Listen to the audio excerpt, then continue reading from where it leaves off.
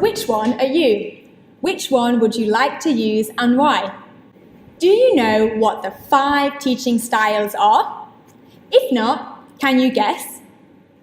The first style is expert. This means, as the name suggests, that they know everything about their given topic and they are an expert in their field.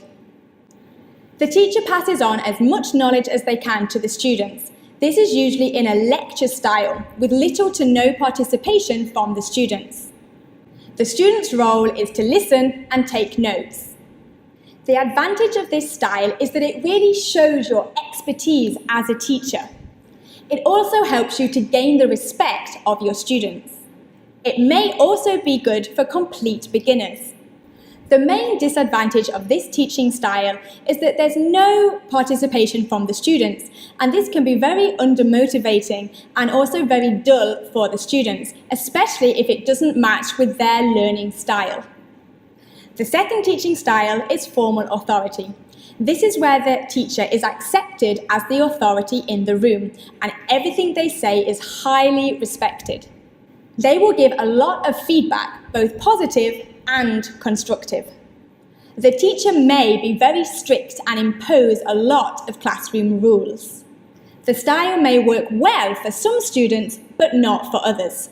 Some may feel that this authority is good for setting boundaries and expectations, but other students may feel like it is too rigid and not a good way for them to learn.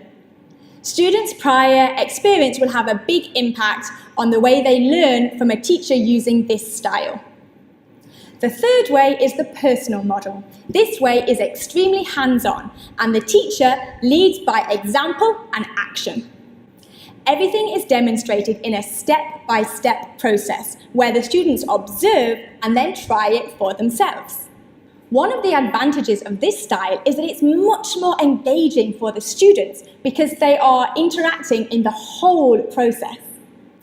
The main disadvantage of this style is that the teacher needs to be prepared to take responsibility, especially when things don't go to plan in the classroom. The teacher needs to be prepared to adapt their lesson plan where necessary and be extremely flexible when delivering the lesson. There is a risk that the teacher may blame the students for not understanding, and this may then discourage the students. Facilitator.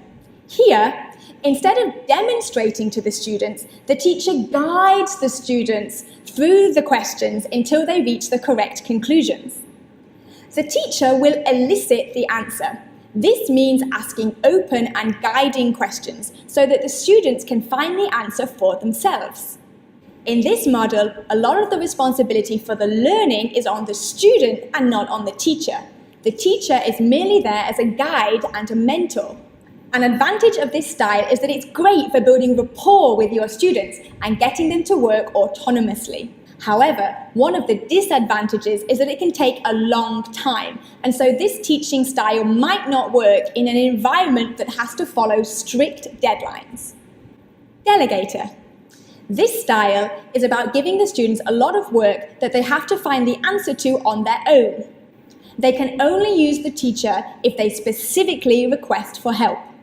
One of the advantages of this method is the student is very in control of the learning process.